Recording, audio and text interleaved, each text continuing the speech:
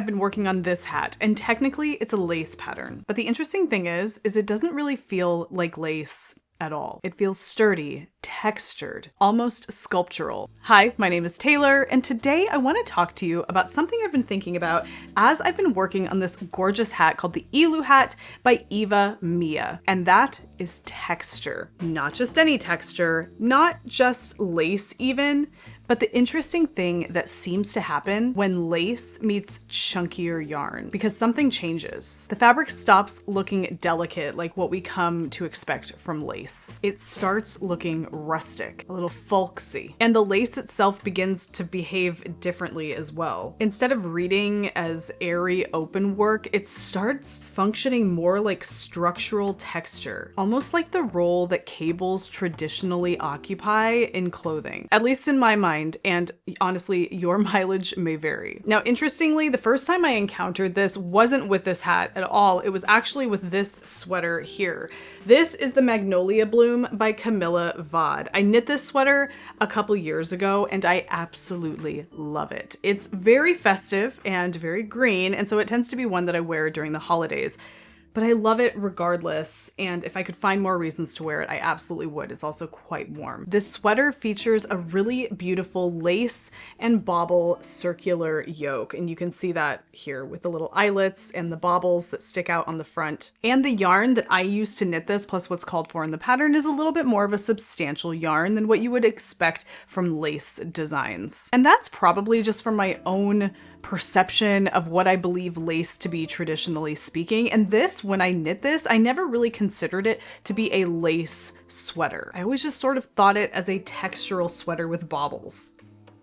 And I think that's what I love about it so much. The lace creates movement and shape in the yoke, but because the yarn is heavier and slightly rustic, the overall fabric feels much more grounded than what we usually associate with lace. And I suspect that once lace is worked in thicker yarns, the overall visual nature of the fabric changes. But like I said, more recently, I've been working on this hat, and I'm knitting mine in Peyton's classic wool worsted, and I'm pairing it with a skein of Surrey silk lace weight yarn as well. And when you hold those together, that combination gives the fabric this slightly rustic bloom.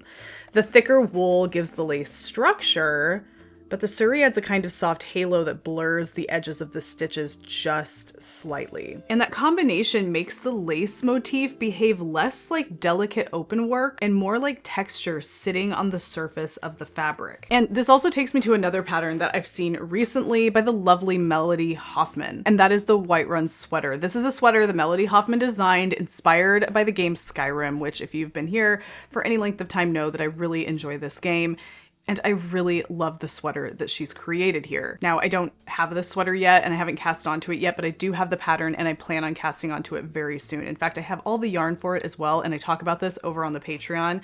I actually give a little bit of a introduction and unboxing into the yarn that I'm using for this pattern, and so you can go watch that over on the Patreon. It's a great place to watch additional content and a great way to support the channel. However, I'm really excited to break into this sweater because of that gorgeous texture. It uses lace as this chunky structural texture rather than just something that's supposed to emulate delicateness. I don't know if delicateness is a word. I think delicateness is a word. So between this hat and remembering the Magnolia Bloom sweater and seeing sweaters like Whiterun pop up, it has me wondering, what exactly is going on here? What is this magical textural wizardry? Because I really love the look of it. Dare I say, almost more in some ways than cables. It feels a little rustic. It feels a little old world. And in order to see, or at least get a glimpse at how often designers are using this as a way to kind of emphasize texture more than anything, I took to Ravelry. Now, if you're not a knitter, Ravelry is essentially an online knitting and fiber arts site with a large pattern database where people can search for patterns for clothing, for accessories, for home wear, and it's not even just knitting, it's crochet as well. And one of the useful things about it is that you can filter pattern searches by all sorts of attributes. Things things like yarn weight, stitch patterns, garment construction, and so on. Whether it's knitting or crochet, what type of item it is to begin with, all sorts of things you can use to filter down your search. So I decided to run a little experiment. Many of you know that I love to do this on Ravelry, where I filter things out for very specific attributes, and I had some fun. And I built a Ravelry bundle of a lot of really great patterns that fit everything we're about to talk about today, so you can find that down in the description box. It's linked there for you. I filtered my search results to show patterns that used heavier yarn weights, things like worsted, Aran, and bulky. And then I looked specifically for designs that incorporated lace motifs. I even clicked eyelets and various different things that I felt fell into that category, but I really wanted to focus primarily on lace motifs. Because, like I mentioned, traditionally, lace is definitely something you associate with more delicate yarns. Think like Shetland lace shawls or doilies, things like that. So I was curious to see what would happen if we really started narrowing it down for lace, but more sturdy, heavier weight yarns. And it turns out quite a lot of interesting designs appear. And I wasn't very surprised, because I knew if we already have folks like Camilla Vod and Eva Mia and Melody Hoffman coming up with really lovely rustic folksy designs using thick yarns to create lace textural motifs, that this is definitely a thing. But I wanted to see the thing, and I wanted to see the variety. Now, I could have easily pulled together dozens of designs. I did pull together quite a few in that bundle I mentioned, but for today's video, I'm going to focus on 5. Because what caught my attention here were that these patterns were not all doing the same thing with their lace motifs. They were actually using it in a few interesting ways. Now, the first thing that changes when lace is worked in heavier weight yarns, generally speaking, is the scale. Traditionally, when we see lace, they're delicate, and the open nature of those motifs really shine through overall. But when you knit these motifs with chunkier yarns, the openings of the motifs don't necessarily feel delicate and airy. The shape of the motifs become much more pronounced. The little eyelets tend to serve more as structure and texture, and less as little windows in through the fabric. A really good example of this is the Jumbo Leaflet Shawl by Justyna Lorkowska. The motif itself is a classic lace leaf, but because the yarn is bulky, those leaves end up looking almost sculptural rather than delicate. The veins stand out more, the shapes feel bold, and the lace becomes less about openness and more about surface texture. Another thing I noticed when looking through these designs is that some designers are using lace motifs in ways where we would have otherwise seen cable textures incorporated. Not identical, obviously, but occupying the same kind of visual role. For example, the Zoria sweater by Marzina Kowalczyk. The lace panels run vertically through the garment, creating rhythm and structure in the fabric. They guide the eye, they divide the surface, they create architecture within the sweater. And you see something similar happening in the Nona sweater by Yuka Tomioka. Again, the lace organizes the surface of the garment. It gives the fabric movement and structure, which is often exactly the role cables play. So lace starts to occupy some of that same textural territory. Another thing, and this is the one thing that I really love, I think this is what draws me to this the most, is just the really bucolic and rustic aesthetic. The textures feel earthy, almost like something you might see in older textile traditions. A good example of this is the Chouette hat by Lindsay Faciane. Because the lace pattern is worked across the whole hat and the yarn is fairly substantial, the fabric ends up looking less like delicate lace and more like woven texture.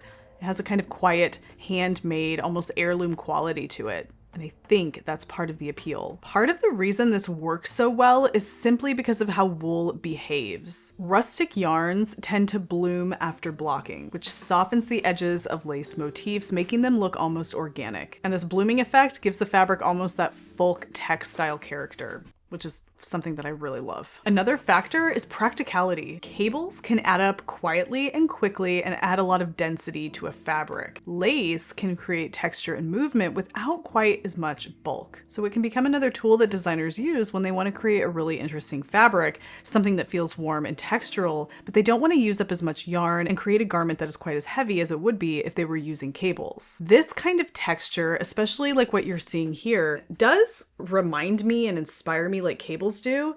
And I really enjoy working lace more than I enjoy working cables. I like knowing that I don't have to have a cable needle. I know you don't have to knit cables with a cable needle. I know, I hear you. However, I just love the repetitive nature of lace patterns like this. And so when I look at this, I see rustic, folksy, textured like cables. But I know going into this from a knitter's perspective that this is going to be rhythmic and enjoyable. Of course, I love cables. I mean, when I like to compare. So this was my first hat. This is all part of the Year of Hats knit along for the Wool Needles Hands Patreon. We did Twisted Affair first, and then I did the Elu hat for February. And so, I mean, even looking at these together, obviously both textural, both rustic, both chunky and gorgeous and lovely. But there's just something about this that I'm really into right now. And this has like become one of my favorite hats. Okay, moving on. One small historical note that I find interesting here, and I was curious about this because I was thinking that seeing lace knit in these chunkier yarns and this more rustic application felt very new, and I wanted to know, is it actually a new thing? And it turns out that it might be a new textural vibe and aesthetic, but knitting with heavier yarns to create a warmer fabric but also incorporating lace is not entirely new. Traditional Shetland hap shawls were everyday wool wraps meant for warmth, and they were generally knitted thicker than the extremely fine lace shawls made for sale or special occasions. And in Gansey traditions, open work motifs appear alongside knit, purl, and cable textures as well. So what maybe looks like a new design trend to me might actually just be an older idea showing up again in a slightly different form. And that might be part of why these designs feel so grounded. They don't just feel decorative. They feel connected to the long tradition of making practical wool fabrics beautiful. So I'm not suggesting that lace is replacing cables. Cables have been a part of knitting for centuries and will remain so long after we're all gone, for great reason. But it is interesting to see lace being used in a slightly different role. When worked in heavier yarns, lace stops being about delicacy and starts becoming about texture and structure. And the result is an aesthetic that feels rustic, a little folksy, and a little old world, which personally I find incredibly appealing. Now, if you happen to know of any other patterns that use lace in this way, because I know there are more out there. In fact, before I go, one of the places where I have seen this, I was thinking about this as I sat down to film, but in this book, Knitting for Olive, 20 Modern Knitting Patterns from the iconic Danish brand, look at the front. It's exactly what we're talking about. I'm not exactly sure what that pattern is, but it is in this book, and I don't believe it's the only one like that. When I find out what this is, I will link to it down below in the bundle. I just love talking about these kinds of things. I love thinking about texture in knitting. I think it's one of my favorite aspects of wool fabric. If you guys would like to join a really awesome hat knit along, that's what we're doing over on the Patreon for the Wool Needles Hands, like I mentioned before. Check it out. These are two that I have knit, or this is one that I've knit and one that I'm currently knitting for the Year of Hats knit along, but there's lots of great ones over there, and you can always sub out for a hat of your choice. Check it out. All the information is linked down below. Thank you guys for hanging out with me. I will catch you in the next one. Happy knitting, happy making, happy whatever it is that you're doing. Take care, be well, and I will see you soon. Bye.